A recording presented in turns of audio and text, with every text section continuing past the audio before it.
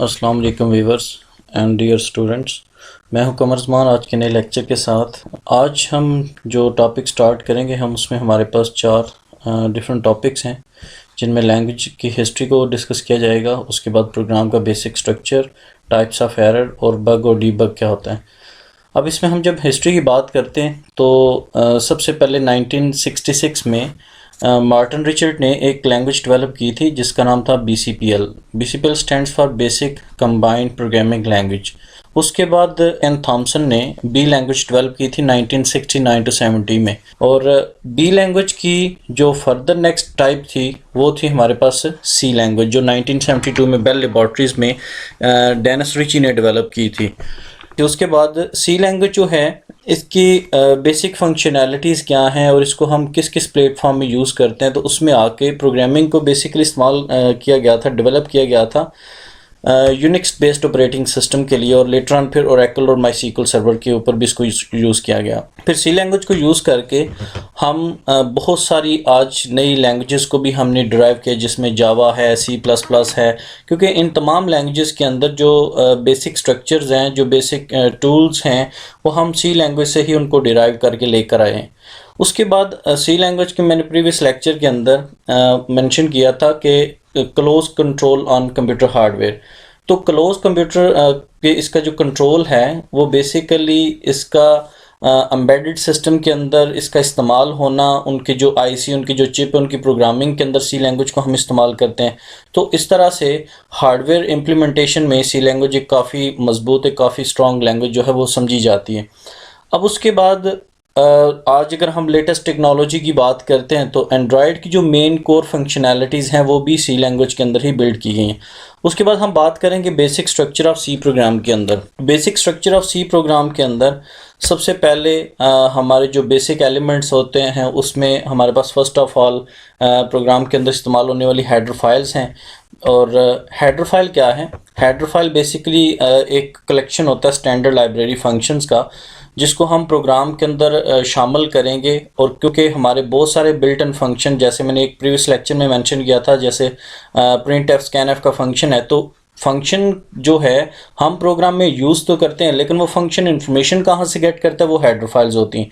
तो आज proper lecture है जिसमें हम हेडर फाइल पे भी बात कर रहे हैं कि header files basically collection of standard library functions हैं जो मुख्तलिफ तरह के टास्क जो हैं वो परफॉर्म करवाते हैं। अब ये हेडर फाइल्स हमारी डिफरेंट पर्पसेस के लिए होती हैं। मिसाल के तौर पे अगर हम मैथमेटिकल काम कर रहे हैं तो उसकी हेडर फाइल अलग से होगी, इनपुट आउटपुट के फंक्शंस हैं उसकी हेडर फाइल अलग से होगी। एक प्रोग्राम के अंदर हम एक से ज़्यादा हेडर फाइल्स अगर ऐड करना चाहें तो वो भी कर सकते हैं। तो हेडर फाइल को ऐड करने के लिए हम प्री प्रोसेसर डायरेक्टिव्स में इंक्लूड डायरेक्टिव को इस्तेमाल करते हैं। और जितनी भी हेडर फाइल हमारी प्रोग्राम में इस्तेमाल की जाती हैं उनकी एक्सटेंशन .h है, ये सबसे बड़ी निशानी होती है हेडर फाइल की। अब हेडर फाइल को प्रोग्राम के अंदर हम अगर लिखना चाहें तो इसके दो तरीके हैं, जिसमें हम इसको एंगल ब्रैकेट के अंदर भी लिख सकते हैं, जैसे ये एग्जांपल में पहली दो हेडर फाइल्स लिखी गई हैं, और अदरवाइज हम इसको डबल कोट में भी लिखना चाहें तो हम लिख सकते हैं। तो इसके एग्जांपल में ये हमारे पास तीन हेडर फाइल हैं stdi.h। तो इसका मतलब होता है स्टैंडर्ड इनपुट आउटपुट। .h क्या है? ये .h इसकी एक्सटेंशन है जो प्रेजेंट कर रहा है कि ये हेडर फाइल है हमारी। उसके बाद convoy.h का मतलब है console input output header file. और math.h का मतलब है कि जब आप मैथमेटिकल स्पेशल फंक्शन प्रोग्राम में इस्तेमाल करने जा रहे हैं, कोई स्पेशल मैथमेटिकल कैलकुलेशन अगर आप करने जा रहे हैं तो वो इंफॉर्मेशन हमें math.h की हेडर फाइल से ही मिलेगी। अब हेडर फाइल की जो बात हमारे पास मेन नेक्स्ट चीज़ है वो है हमारे पास प्रोग्राम के अंदर यूज़ होने वाला मेन फंक्शन। मेन फंक्शन की बड़ी इंपॉर्टेंस है प्रोग्राम के अंदर, क्योंकि प्रोग्राम हमारा जो लिखा जाता है उसमें लिखने के लिहाज से जो सबसे पहली लाइन है वो है तो हैश इंक्लूड, और आगे हम हेडर फाइल्स ऐड करते हैं std.h, convoy.h या math.h। लेकिन हेडर फाइल्स को ऐड करने के बाद जो नेक्स्ट स्टेप है हमारा वो है मेन फंक्शन। लेकिन मेन फंक्शन एक ऐसा पार्ट है आपके प्रोग्राम के अंदर जहां से आपके प्रोग्राम की एक्चुअल एग्जीक्यूशन स्टार्ट होती है। अब क्वेश्चन ये आता है, मोस्टली ये क्वेश्चन माइंड में भी आता है कि अगर सबसे पहले प्रोग्राम के एग्जीक्यूशन में मेन फंक्शन अगर सबसे पहले कैलकुलेट होता है, एग्जीक्यूट होता है, तो फिर हेडर फाइल्स को पहले क्यों लिखा जाता है? देखिए, हेडर फाइल जो बेसिकली हैं वो इस्तेमाल की गई हैं प्रोग्राम के अंदर जस्ट आपके बिल्ट इन फंक्शनैलिटीज़ जो हैं उनकी इंफॉर्मेशन गेट करने के लिए उसको वहाँ पर रखा गया है। लेकिन वो फंक्शन वो प्रोग्राम के अंदर इस्तेमाल होंगे वो फंक्शन जो हमने उसकी मेन बॉडी में यूज़ करने हैं वो इंफॉर्मेशन वहीं से गेट करेंगे। लिहाजा आपके प्रोग्राम की असल एग्जीक्यूशन मेन फंक्शन की लाइन से ही स्टार्ट होती है। तो इसलिए यहाँ पे मैंने फर्स्ट ऑफ ऑल लिखा कि actual execution of program always start from main function. अब प्रोग्राम के जो मेन फंक्शन है इसके बाद हमारे पास प्रोग्राम की मेन बॉडी आती है जो करली ब्रेसेस में लिखी जाती है। नीचे जो मैंने एग्जांपल में दिया बॉडी ऑफ प्रोग्राम, तो ये करली ब्रेसेस में है। हर प्रोग्राम का मेन फंक्शन मस्ट होता है और लिहाजा बग़ैर मेन फंक्शन के अगर प्रोग्राम के अंदर हम मेन फंक्शन नहीं लिखते तो क्या होगा कि आपका प्रोग्राम जो है वो कंपाइल तो होगा लेकिन एग्जीक्यूट नहीं होगा। अब क्वेश्चन ये आता है कि वो कंपाइल क्यों होगा और एग्जीक्यूट जो है वो क्यों नहीं होगा। कंपाइल इसलिए होगा क्योंकि कंपाइलर ने जितने भी प्रोग्राम्स को कंपाइल करना होता है, ट्रांसलेट करना होता है उसको मशीन कोड के अंदर, वो उसने अकॉर्डिंग टू फंक्शंस और वो फंक्शन कहाँ से इंफॉर्मेशन गेट करेंगे वहाँ उसके मुताबिक करना होता है उसने, या आपके प्रोग्राम में जो एरर है उनको उसने फाइंड आउट करना है। लेकिन मेन फंक्शन जो है यहाँ से ना तो कोई फंक्शन इंफॉर्मेशन गेट करता है, लिहाजा अगर प्रोग्राम में मेन फंक्शन हम नहीं लिखेंगे तो एरर कोई नहीं आएगा। प्रोग्राम आपका कंपाइल होगा, ट्रांसलेशन उसकी सारी होगी, लेकिन एग्जीक्यूट क्यों नहीं होगा? क्योंकि प्रोग्राम की एग्जीक्यूशन का जो स्टार्टिंग पॉइंट है वो मेन फंक्शन है। क्योंकि यहाँ पे इस स्लाइड के सबसे फर्स्ट पॉइंट को आप देखें, वहाँ पे मैंने लिखा है actual execution of program always start from main function. तो जब आपके प्रोग्राम के अंदर स्टार्टिंग पॉइंट ही मेंशन नहीं होगा तो प्रोग्राम आपका एग्जीक्यूट कैसे होगा? तो ये नीचे एक हमारे पास सिंटैक्स है इसका, वाइड मेन वाइड और आगे करली ब्रेसेस में इसकी बॉडी है। उसके बाद है definition of main function start with the keyword है void, it mean it has no return type. अब मेन फंक्शन से पहले जो वाइड लिखा गया है इसका मतलब ये है कि इस फंक्शन की कोई रिटर्न टाइप नहीं है, लेकिन उसकी ब्रैकेट के अंदर जो वाइड लिखा गया है इसका मतलब ये है कि ये कोई भी आर्गुमेंट एक्सेप्ट नहीं करेगा।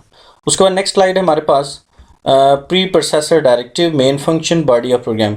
ये एक एग्जांपल है आपके सामने, एक सैम्पल प्रोग्राम है जिसमें हमारे पास प्रोग्राम की 3 पार्ट होते हैं। नंबर 1 प्री प्रोसेसर डायरेक्टिव जिसमें हम हेडर फाइल्स वगैरह ऐड करवा रहे होते हैं। नंबर 2 होता है मेन फंक्शन की लाइन जो मैंने लिखी है वाइड मेन और आगे ब्रैकेट्स। और उसके बाद थर्ड पार्ट होता है बॉडी ऑफ प्रोग्राम, आपके प्रोग्राम की जो एक्चुअल एग्जीक्यूशन है, जो आपके प्रोग्राम की जो एक्चुअल लॉजिक है वो हमने बॉडी ऑफ प्रोग्राम के अंदर ही इम्प्लीमेंट करना होती है।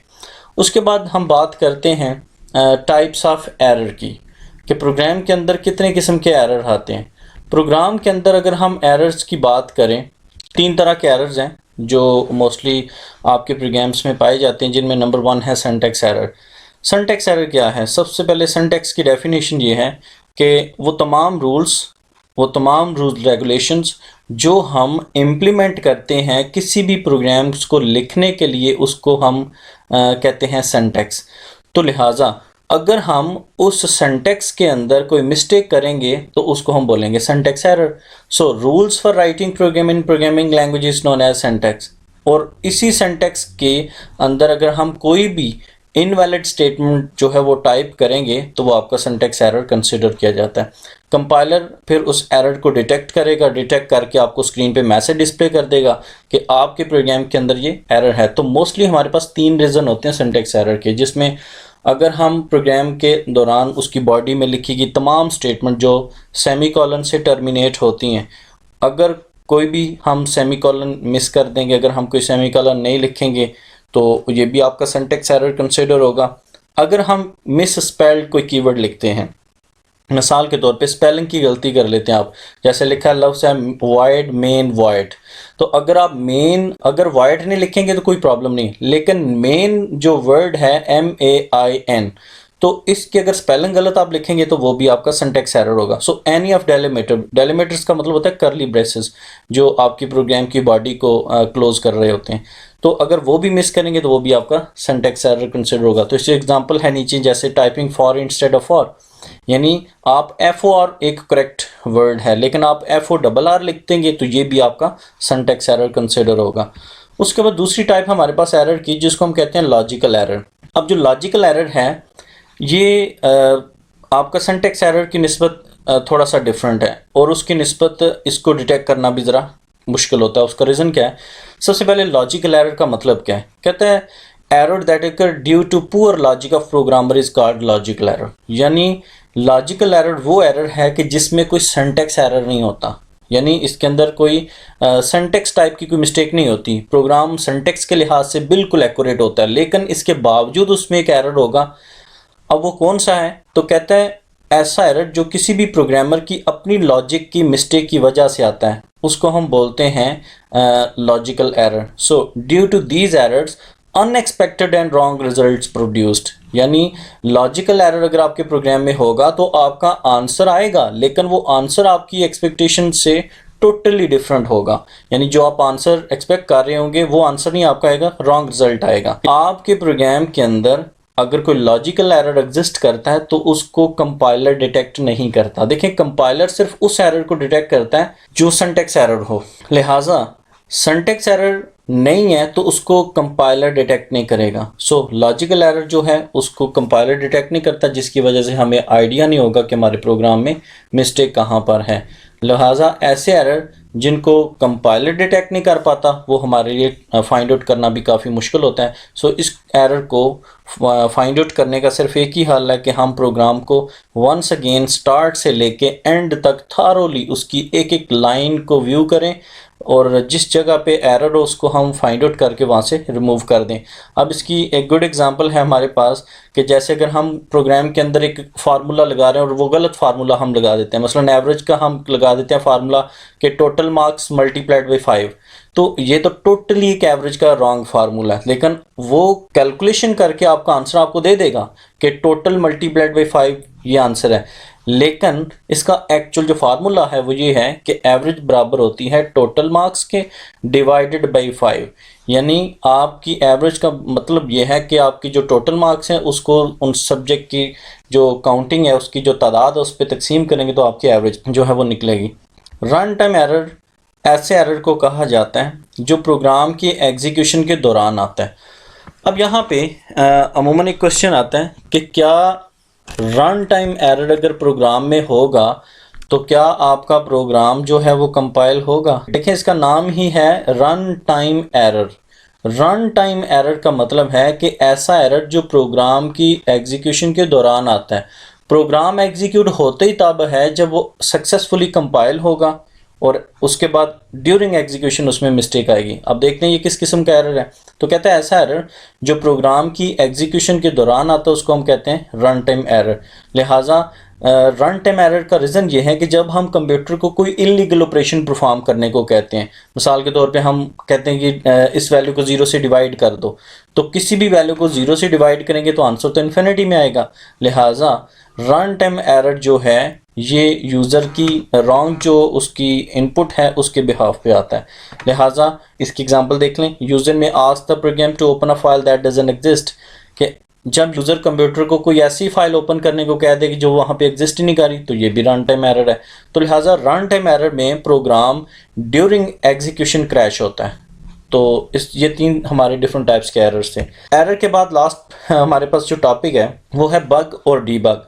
जब हम बग और डीबग की डेफिनेशन करते हैं तो हम कहते हैं error in program is called bug and the process of finding removing error from program is called debugging. यानी समटाइम ऐसे होता है कि हमारा प्रोग्राम कंपाइल हो जाने के बावजूद, ट्रांसलेट हो जाने के बावजूद, हर चीज़ एक्यूरेट होने के बावजूद भी एग्जीक्यूट नहीं हो पाता, तो उसके लिए फिर हमें मुख्तलिफ डीबगिंग फीचर्स रन करना पड़ते हैं।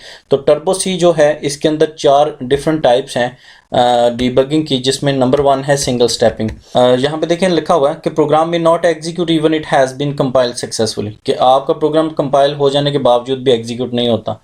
लिहाजा एक ऐसी टेक्निक कि जिसमें हम अपने प्रोग्राम की एक एक लाइन करके व्यू करें और उसमें से एरर को फाइंड आउट करें, तो उसको कहते हैं सिंगल स्टेपिंग। तो उसके लिए हमें अपने कंपाइलर में रन के ऑप्शन में जाके या ट्रेस इनटू पे क्लिक करेंगे और उसके बाद या फिर F7 का शॉर्टकट की प्रेस करेंगे तो वो सिंगल स्टेपिंग होगा। सिंगल स्टेपिंग के बाद नेक्स्ट पॉइंट है हमारे पास, उसको कहते हैं वॉचेस। अब वॉचेस जो है ये क्या है? इसका मतलब होता है कि आप प्रोग्राम के अंदर लिखी गई एक्सप्रेशन को चेक करें कि ड्यूरिंग द एग्जीक्यूशन उसकी जो वैल्यू है वो किस तरह से चेंज हो रही है, क्योंकि प्रोग्राम के अंदर वेरिएबल्स ही ऐसी जो है हमारे आइडेंटिफायर हैं जिनको हम वैल्यू देते हैं और उसको आगे हम कैलकुलेशन करते हैं। तो उसके लिए हम वॉच को भी अगर इम्प्लीमेंट करेंगे तो उसके बैकएंड पे सिंगल स्टेप ही अप्लाई होगा, क्योंकि सिंगल स्टेपिंग डीबगिंग का सबसे बेसिक और फंडामेंटल रूल है जो इस्तेमाल करके हम प्रोग्राम में से एरर को तलाश करते हैं। तो इसके लिए भी हमें डीबग के ऑप्शन में जाके वॉच पे क्लिक करेंगे, ऐड वॉच करेंगे या कंट्रोल F7 का बटन प्रेस करेंगे। लेकिन लास्ट पे देखें फिर भी हमें वही ऑप्शन अप्लाई करना पड़ेगा जो नंबर फर्स्ट पे है, सिंगल स्टेपिंग, और वो है रन पे क्लिक करें, ट्रेस इनटू पे करें या F7 प्रेस करें। यानी ऐड वॉच, वॉच का मतलब क्या है कि आप एक्सप्रेशन को व्यू करें जिसके अंदर आपको एरर नजर आ रहा है, तो उस एक्सप्रेशन को व्यू करके आप उस पर सिंगल स्टेप रन करें और उसमें एरर को तलाश करें। थर्ड हमारे पास जो प्रोसेस है उसको बोला जाता है ब्रेक पॉइंट। ब्रेक पॉइंट जो है, ब्रेक पॉइंट का मतलब है कि आप अपने प्रोग्राम के अंदर, फॉर एग्जांपल आपका प्रोग्राम 20, 30, 40 लाइंस की कोडिंग है, आप हर 5 लाइंस के बाद ब्रेक पॉइंट लगा देते हो। ब्रेक पॉइंट एक ऐसी जगह है प्रोग्राम के अंदर कि जहां आपका कंपाइलर एग्जीक्यूशन करते आके वहां पे स्टॉप कर देता है। अब जहां पे वो स्टॉप होगा फिर उतनी लाइंस को आप सिंगल स्टेपिंग अप्लाई करके तो उसमें से एरर तलाश करेंगे। तो कहता है break point is a mark of program where program execution will stop, कि जहां ब्रेक पॉइंट वो जगह है प्रोग्राम में जहां आपकी एग्जीक्यूशन आके रुक जाती है, फिर हम वहां से उसको रिज्यूम करेंगे, फिर वो आगे कंटिन्यू करेगा। लिहाजा ब्रेक पॉइंट के भी बैकएंड पे जो चीज़ काम कर रही है वो हमारा बेसिकली सिंगल स्टेपिंग ही है। तो थर्ड पॉइंट पर आप देखें यहाँ पे कहता है the user check value using watch window by using single stepping. यहाँ पे सिंगल स्टेपिंग यहाँ भी इस्तेमाल होगी, लेकिन इसका लिए आपको डीबग मेन्यू में जाके टॉगल ब्रेक पॉइंट पे क्लिक करना पड़ेगा या कंट्रोल F8 बटन प्रेस करेंगे तो ब्रेक पॉइंट इंप्लीमेंट होगा। फिर लास्ट पॉइंट हमारे पास आ जाता है evaluate and modify window. Evaluate and modify window के अंदर कहता है ये हमारे पास लास्ट फेज़ है जिसमें हम अपने फाइंड किए गए एरर को रिमूव करेंगे, यानी एवेल्युएट करें या मॉडिफाई कर लें वैल्यू को। तो इसमें हम क्या करेंगे कि जो ड्यूरिंग एग्जीक्यूशन हम किसी भी वेरिएबल की वैल्यू चेंज करना चाहते हैं तो उसके लिए हमें सिंगल स्टेपिंग इम्प्लीमेंट करके तो हम बेशुमार वेरिएबल की वैल्यू चेंज करना चाहे तो हम कर सकते हैं। तो उसके लिए भी हमें डीबग के ऑप्शन में ये एक ऑप्शन होता है एवेल्युएट मॉडिफाई का। जब इस ऑप्शन पे क्लिक करते हैं तो हमारे सामने एक नई फील्ड आ जाती है। उस नई फील्ड के अंदर 3 ऑप्शन मौजूद होते हैं, जिसमें नंबर 1 पे हमारे पास जो है एक ऐसा ऑप्शन है कि जिसमें उस वेरिएबल को सिलेक्ट किया जाता है जिसकी वैल्यू चेंज करनी है। फिर नंबर 2 पे हमें नई वैल्यू जो है वो वहाँ पे पुट करना पड़ेगी जो हमने वहाँ पे चेंज करनी है। और लास्ट पे तीसरा ऑप्शन जो हमारे पास है वो रिजल्ट का है, जब उस पर क्लिक करेंगे तो आपकी उस वेरिएबल की वैल्यू चेंज होगी। यानी जो लास्ट फेज़ है एवेल्युएट एंड मॉडिफाई विंडो वाला, इसमें हम अपने प्रोग्राम के अंदर जहाँ पे एरर फाइंड आउट करते हैं उसमें जिस वेरिएबल की वैल्यू आप चेंज करना चाहें तो ड्यूरिंग एग्जीक्यूशन आप चेंज कर सकते हैं। तो ये था हमारा आज का lecture. Thanks for watching this video. Subscribe करें चैनल को और बेल आइकन को क्लिक करें ताकि अपकमिंग लेक्चर्स आपको रिसीव हो सकें। Thank you. अल्लाह हाफिज़।